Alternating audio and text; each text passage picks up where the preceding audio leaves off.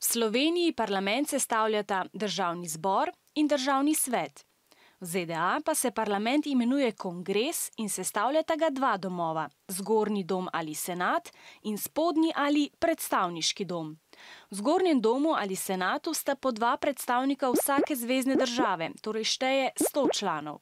Senatorji svojo funkcijo opravljajo 6 let, zastopajo interese celotnih združenih držav in skrbijo, da imajo vse zvezne države enake možnosti pri odločanju. V spodnjem ali predstavniškem domu je 435 predstavnikov. Večja, ko je zvezna država in več, ko ima prebivalcev, več ima tudi predstavnikov.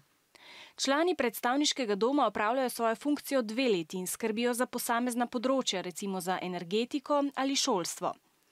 Glavna naloga predstavnikov kongresa, torej obeh domov, je, da predlagajo, potrdijo in izpeljejo posamezne zakone.